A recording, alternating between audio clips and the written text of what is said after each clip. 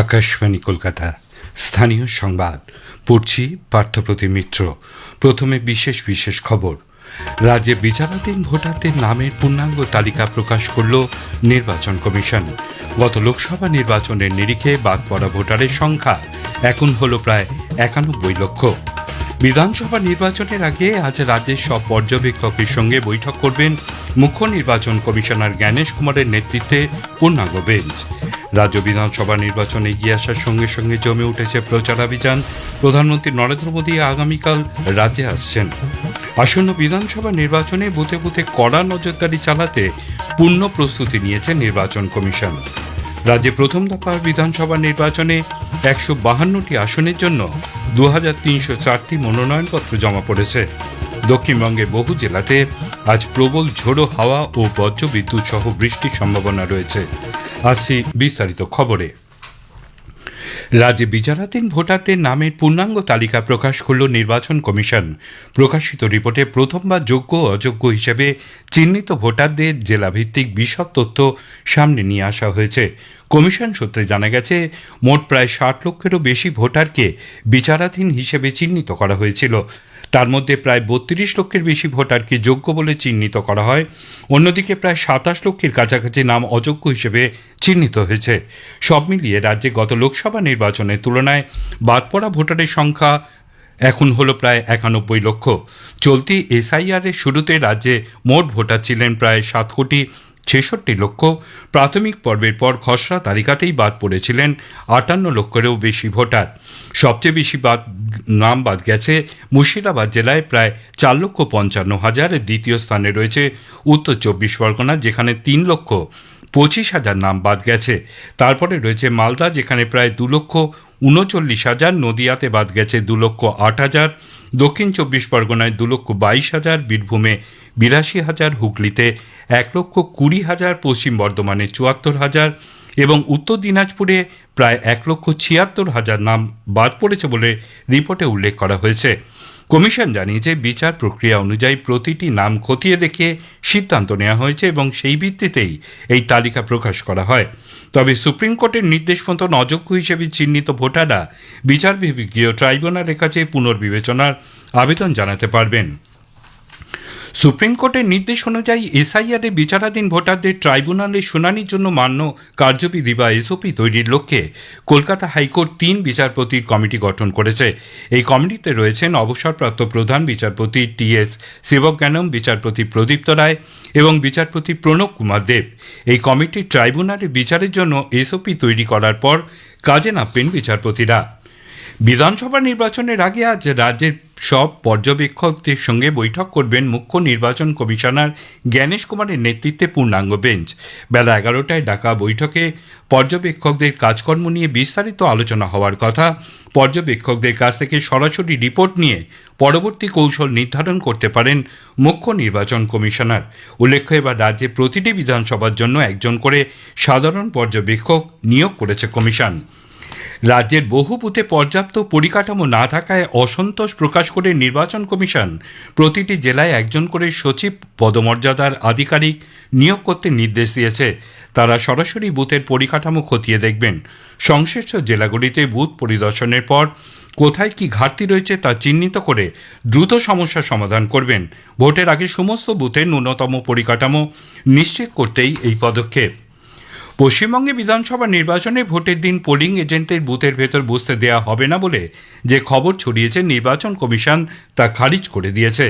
রাজ্যের মুখ্য নির্বাচনী আধিকারিকের দপ্তর থেকে জারি করা বিজ্ঞপ্তিতে জানানো হয়েছে, এ ধরনের কোনো নির্দেশিকা জারি করেনি কমিশন। ফলে পোলিং এজেন্টদের বসার ক্ষেত্রে আগের নিয়মই বহাল থাকবে। কমিশনের দাবি, সংবাদ মাধ্যমের একাংশে এই ভুয়ো বার্তা ছড়ানো হচ্ছিল, সেই কারণেই বিষয়টি পরিষ্কার করে জানানো হলো। সরকার এবং সরকার পোষিত সংস্থার কর্মচারীরা প্রত্যক্ষ বা পরোক্ষভাবে রাজনৈতিক কার্যকলাপের সঙ্গে যুক্ত থাকলে তাদের বিরুদ্ধে কড়া ব্যবস্থা নেওয়া হবে বলে এক নির্দেশিকা প্রকাশ করেছেন রাজ্যের মুখ্য সচিব দুষ্মন্ত নারিয়ালা। জেলা শাসকদের কাছে পাঠানো এই নির্দেশিকায় উল্লেখ করেছেন, যদি কোনো সরকারি কর্মীর বিরুদ্ধে রাজনৈতিক কার্যকলাপের সঙ্গে যুক্ত বলে প্রমাণ পাওয়া যায়, তাহলে তার বিরুদ্ধে শৃঙ্খলা ভঙ্গের অভিযোগ আনা হবে এবং এফআইআরও করা হবে। আসন্ন বিধান বিধানসভা নির্বাচন অবাধ ও শান্তিপূর্ণ করতে এই নির্দেশিকা। বিধানসভা ভোটের জন্য পিছিয়ে দেওয়া হচ্ছে কলকাতা বিশ্ববিদ্যালয়ের স্নাতক স্তরের প্রথম সেমিস্টারের পরীক্ষা। 13 এপ্রিলের পর সব পরীক্ষা স্থগিত করা হয়েছে।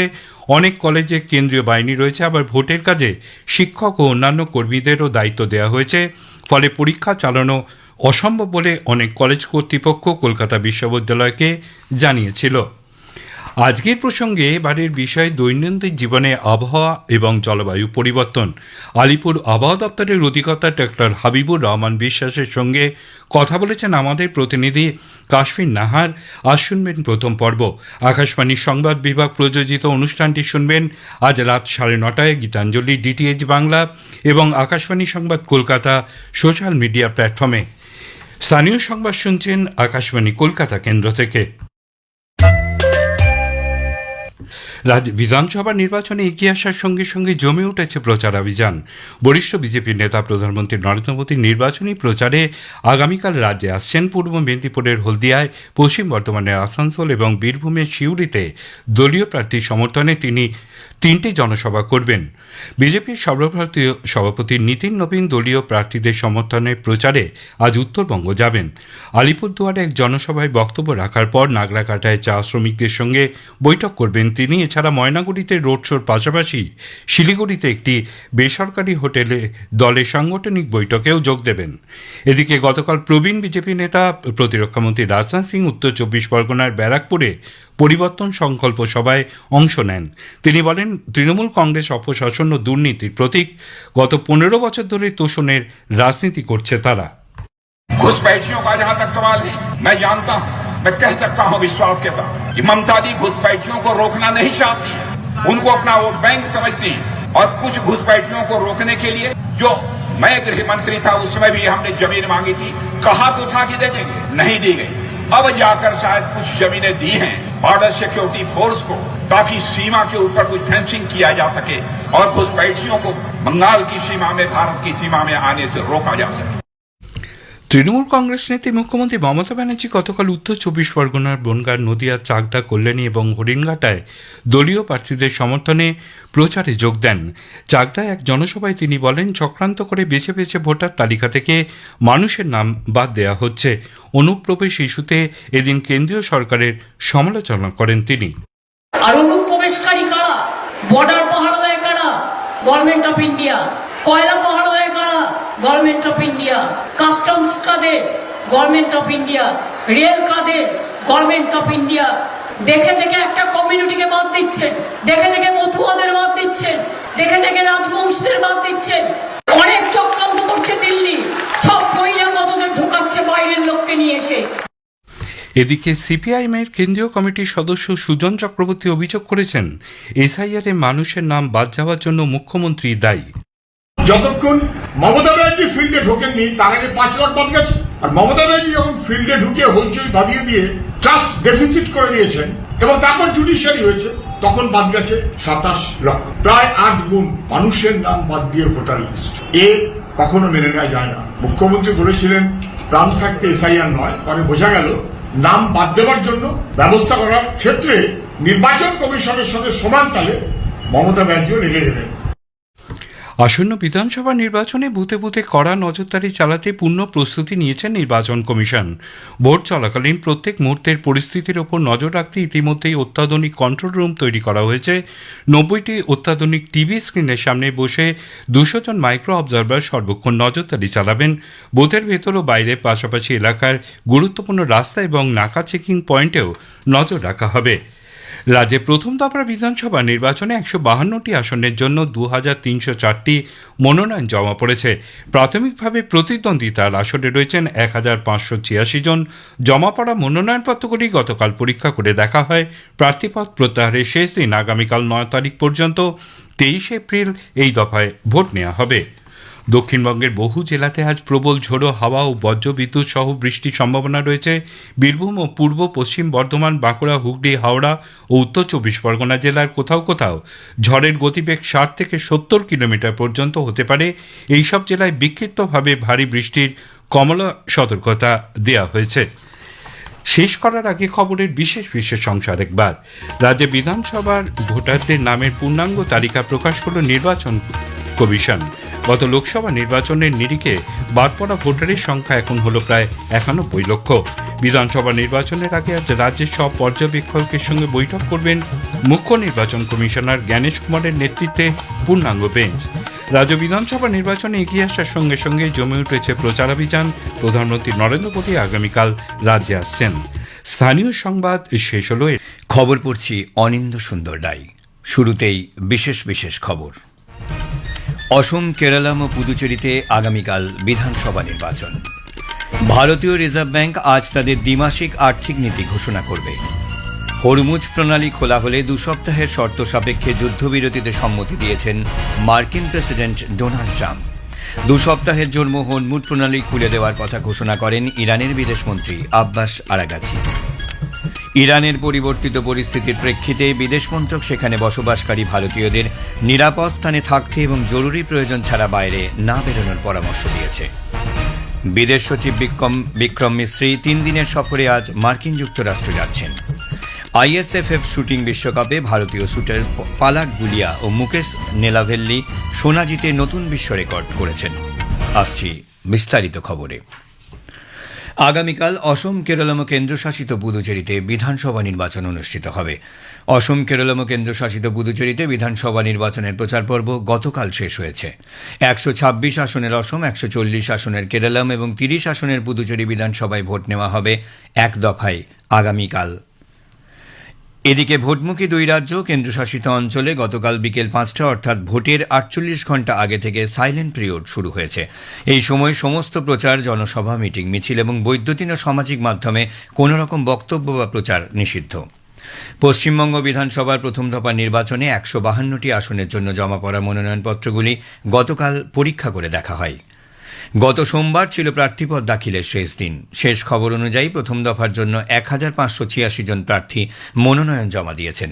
একজন প্রার্থী একাধিক মনোনয়ন দাখিল করতে পারেন। সেই প্রেক্ষিতে এ যাবৎ মোট 2304টি মনোনয়নপত্র জমা পড়েছে। আগামীকাল পর্যন্ত মনোনয়নপত্র প্রত্যাহার করতে পারবেন প্রার্থীরা। এই দফায় ভোট গ্রহণ আগামী 23 এপ্রিল। দ্বিতীয় দফায় 142টি আসনের জন্য মনোনয়ন জমা দেওয়ার কাজ জোর কদমে চলছে। আগামী বৃহস্পতিবার পর্যন্ত এই প্রক্রিয়া চলবে।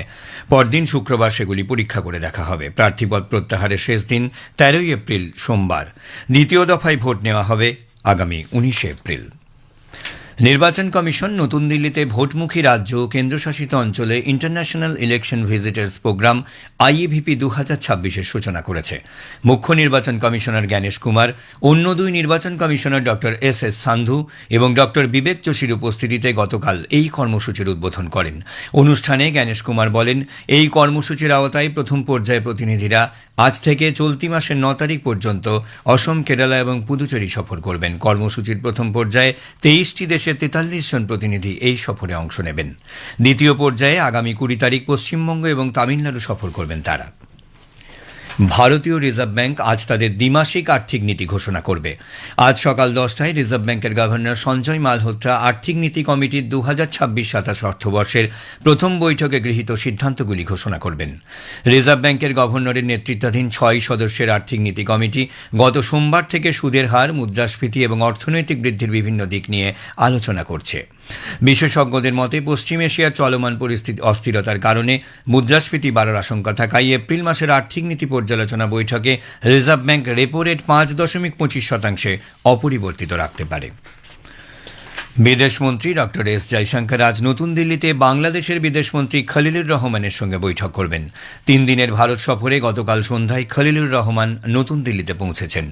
তিনি সফরকালে জাতীয় নিরাপত্তা উপদেষ্টা অজিত দোভাল, কেন্দ্রীয় বাণিজ্য ও শিল্পমন্ত্রী পীযূষ গোয়েল এবং কেন্দ্রীয় পেট্রোলিয়াম ও প্রাকৃতিক গ্যাস মন্ত্রী হরদীপ সিং পুরীর সঙ্গেও সাক্ষাৎ করবেন।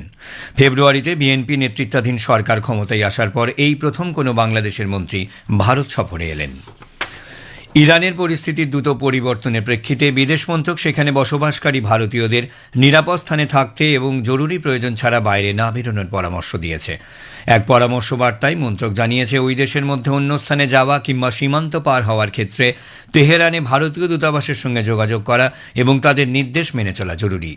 এদিকে ইরানের ভারতীয় দূতাবাস সেদেশের নাগরিকদের আগামী 48 ঘণ্টা যারা যেখানে রয়েছেন সেইখানেই তাঁদের থাকতে পরামর্শ দিয়েছে। একই সঙ্গে ইরানের বিদ্যুৎ ও সামরিক পরিকাঠামো, বহুতল ভবন ইত্যাদি জায়গা থেকে দূরে থাকতেও বলা হয়েছে ওই নির্দেশিকায়। হরমুজ প্রণালী খুলে দিলে মার্কিন যুক্তরাষ্ট্র ইরানের মধ্যে 2 সপ্তাহের যুদ্ধবিরতিতে সম্মতি দিয়েছেন মার্কিন রাষ্ট্রপতি ডোনাল্ড ট্রাম্প। সমাজ মাধ্যমের একটি বার্তায় ট্রাম্প বলেন, আমেরিকা ইতিমধ্যেই তাঁদের সামরিক লক্ষ্যে পৌঁছেছে। দুদেশের মধ্যে সংঘর্ষ শেষ হওয়ার দিকেই এগোচ্ছে। অন্যদিকে ইরানের বিদেশমন্ত্রী আব্বাস আরাগাচি ঘোষণা করেছেন, যুদ্ধবিরতিতে ইরান তখনই সম্মত হবে যখন তাদের উপর হামলা বন্ধ হবে। পাশাপাশি 2 সপ্তাহের জন্য হরমুজ প্রণালী খুলে দেওয়ার কথা ঘোষণা করেন তিনি। ইরানের জাতীয় নিরাপত্তা পরিষদ দাবি করেছে, আমেরিকা তেহরানের 10 দফা পরিকল্পনায় সায় দিয়েছে। এর আগে ট্রাম্প সতর্ক বার্তা দেন, ইরান নির্দিষ্ট সময়সীমার মধ্যে হরমুজ প্রণালী পুনরায় না খুললে ইরানের বিদ্যুৎ কেন্দ্র ও সেতু ধ্বংস করা হবে। ভারতীয় সময় ভোর 5:30 পর্যন্ত সময়সীমা বেঁধে দেওয়া হয়। ট্রাম্পের 2 সপ্তাহের শর্ত নির্ভর যুদ্ধবিরতির ঘোষণার পর বিশ্বে অপরিশোধিত তেলের দাম পড়েছে। ইরানের সঙ্গে সরাসরি কথা বলার প্রস্তুতি নেওয়া হচ্ছে বলে জানিয়েছে মার্কিন প্রশাসন। দেশজুড়ে পেট্রোল, ডিজেল, এলপিজি ও পিএনজির সরবরাহ স্বাভাবিক রয়েছে বলে সরকার জানিয়েছে। নতুন দিল্লিতে গতকাল পশ্চিম এশিয়ার সাম্প্রতিক পরিস্থিতি নিয়ে আন্তঃমন্ত্রকের বৈঠকে পেট্রোলিয়াম ও প্রাকৃতিক গ্যাস মন্ত্রকের যুগ্ম সচিব সুজাতা শর্মা জানিয়েছেন, দেশের কোনো এলপিজি বিতরণ কেন্দ্রে গ্যাস সরবরাহ বন্ধ হয়ে যাওয়ার খবর পাওয়া যায়নি। তিনি উল্লেখ করেন, সব পেট্রোল পাম্পগুলির কাজকর্ম স্বাভাবিক রয়েছে, পেট্রোল ও ডিজেল পর্যাপ্ত পরিমাণে রয়েছে। দেশজুড়ে এলপিজি সিলিন্ডারের সরবরাহ অব্যাহত আছে। অনলাইনে গ্যাসের বুকিং 96% বৃদ্ধি পেয়েছে। পূর্বের সংকটজনক পরিস্থিতির তুলনায় বাণিজ্যিক এলপিজি গ্যাসের বরাদ্দ 70% বৃদ্ধি পেয়েছে। 5 কেজি সিলিন্ডারগুলির বিক্রি বাড়ানোর লক্ষ্যে এর বিক্রি দ্বিগুণ করার জন্য একটি নতুন আদেশ সরকারের তরফ থেকে জারি করা হয়েছে। গত ফেব্রুয়ারিতে 5 কেজি সিলিন্ডারের দৈনিক বিক্রি ছিল 77,000, যার বিক্রি বর্তমানে 1 লাখ সিলিন্ডারে দাঁড়িয়েছে। 23 মার্চ থেকে 7,80,000 5 কেজি ফ্রি ট্রেড সিলিন্ডার বিক্রি হয়েছে বলে তিনি জানিয়েছেন। पेट्रोल, डीजल, एलपीजी, पीएनजी की सप्लाई सामान्य है। एलपीजी डिस्ट्रीब्यूटरशिप्स पर कोई ड्राई आउट रिपोर्टेड नहीं है। इसी तरह सारे पेट्रोल पंप भी नॉर्मल ऑपरेट कर रहे हैं। एलपीजी सिलेंडर्स की डिलीवरी नॉर्मल है। ऑनलाइन बुकिंग लगभग 96% है और डीएसी या ओटीपी बेस्ड डिलीवरी लगभग 90% तक है। আজকের প্রসঙ্গের এবারের বিষয় দৈনন্দিন জীবনে আবহাওয়া এবং জলবায়ু পরিবর্তন। আলিপুর আবহাওয়া দপ্তরের অধিকর্তা ডক্টর হাবিবুর রহমান বিশ্বাসের সঙ্গে কথা বলেছেন আমাদের প্রতিনিধি কাসমিন নাহার। আজ শুনবেন প্রথম পর্ব। আকাশবাণীর সংবাদ বিভাগ প্রযোজিত অনুষ্ঠানটি শুনবেন আজ রাত 9:30টায় গীতাঞ্জলি, ডিটিএইচ বাংলা এবং আকাশবাণী সংবাদ কলকাতা সোশ্যাল মিডিয়া প্ল্যাটফর্মে। এ খবর শুনছেন আকাশবাণী থেকে। বিদেশ সচিব বিক্রম মিশ্রি 3 দিনের সফরে আজ মার্কিন যুক্তরাষ্ট্র যাচ্ছেন। সফরকালে তিনি মার্কিন প্রশাসনের বরিষ্ঠ আধিকারিকদের সঙ্গে বাণিজ্য, প্রতিরক্ষা, বিজ্ঞান ও প্রযুক্তি সহ বিভিন্ন বিষয় এবং পারস্পরিক স্বার্থ সংশ্লিষ্ট আঞ্চলিক ও আন্তর্জাতিক নানাবিধ বিষয় নিয়ে মত বিনিময় করবেন। বিদেশ মন্ত্রক জানিয়েছে, ভারত ও মার্কিন যুক্তরাষ্ট্রের দ্বিপাক্ষিক সম্পর্কের নানা দিক বিস্তারিতভাবে পর্যালোচনা করা হবে। গুরুত্বপূর্ণ ক্ষেত্রগুলোতে পারস্পরিক সহযোগিতার অগ্রগতি বিষয়গুলিও কথাবার্তায় উঠে আসবে। রাজধানীর বেআইনি কলোনিগুলিকে যেমন আছে তেমনই অবস্থায় আইনি স্বীকৃতি দেওয়া হবে বলে কেন্দ্রীয় আবাসন ও নগর বিষয়ক মন্ত্রী মনোহর লাল জানিয়েছেন। গতকাল দিল্লিতে এক সাংবাদিক সম্মেলনে তিনি আরও বলেন, বর্তমান কলোনিগুলিকে স্বীকৃতি দেওয়া হলেও ভবিষ্যতে নির্মাণের ক্ষেত্রে পৌরসভার নিয়ম কঠোরভাবে মানতে হবে। কুয়েতের স্বরাষ্ট্রমন্ত্রক জনগণের নিরাপত্তা ও আপৎকালীন পরিস্থিতিতে প্রয়োজনীয় পদক্ষেপ সুনিশ্চিত করার লক্ষ্যে সতর্কতামূলক ব্যবস্থা হিসেবে সেদেশের নাগরিক ও বাসিন্দাদের রাত্রে বাড়ির ভিতরে থাকার পরামর্শ দিয়েছে। বাসিন্দাদের একান্ত প্রয়োজন ছাড়া বাড়ির বাইরে না বেরোনোর জন্য অনুরোধ জানানো হয়েছে। রাশিয়া ও চীন রাষ্ট্রসংঘের নিরাপত্তা পরিষদের হরমুজ প্রণালী পুনরায় খুলে দেওয়ার প্রস্তাবে ভেটো প্রয়োগ করেছে। উল্লেখ্য, বিশ্বের অন্যতম গুরুত্বপূর্ণ এই প্রণালীর মাধ্যমে বিশ্বে তেল সরবরাহের প্রায় 1/5 পরিবাহিত হয়। 15 সদস্যের নিরাপত্তা পরিষদে বাহরিন এই প্রস্তাবটি উত্থাপন করে। বিদেশমন্ত্রী ডক্টর এস জয়শঙ্কর গতকাল নতুন দিল্লিতে ভারত ও আফ্রিকার দ্বিপাক্ষিক সম্পর্ক বিষয়ে পরামর্শ সভা কমিটির বৈঠকে পৌরোহিত্য করেছেন। আলোচনায় আফ্রিকার দেশগুলোর সঙ্গে ভারতের বাণিজ্য, বিনিয়োগ, ঋণ ও অনুদান, বিশেষ করে শিক্ষা ও দক্ষতা উন্নয়নের সক্ষমতা বৃদ্ধি, প্রতিরক্ষা এবং আঞ্চলিক ও বহুপাক্ষিক ফোরামের সহযোগিতার বিষয়গুলি উঠে আসে। আইএসএফ শুটিং বিশ্বকাপে 10 মিটার এয়ার পিস্তলের মিক্সড বিভাগে ভারতীয় শুটার পালক গুলিয়া ও মুকেশ নেলাভেল্লি সোনা জিতে নতুন বিশ্ব রেকর্ড করেছেন। গতকাল স্পেনের গ্রানাডায় এই জুটি সম্মিলিতভাবে 487.7 পয়েন্ট পান, যা নতুন দিল্লিতে এশিয়ান শুটিং চ্যাম্পিয়নশিপ প্রতিযোগিতায় করা উজবেকিস্তানের নিগিনা ও মোকাম্মদ জুটির করা রেকর্ডকে ভেঙে দিয়েছে। তারা নতুন জুনিয়র বিশ্ব রেকর্ড করে নজির গড়েছেন। শেষ করার আগে খবরের বিশেষ কিছু অংশ আরও একবার। অসম, কেরালাম ও পুদুচেরিতে আগামীকাল বিধানসভা নির্বাচন। ভারতীয় রিজার্ভ ব্যাংক আজ তাদের দ্বিমাসিক আর্থিক নীতি ঘোষণা করবে। হরমুজ প্রণালী খোলা হলে 2 সপ্তাহের শর্ত সাপেক্ষে যুদ্ধবিরতিতে সম্মতি দিয়েছেন মার্কিন প্রেসিডেন্ট ডোনাল্ড ট্রাম্প। খবর এখানে শেষ হল।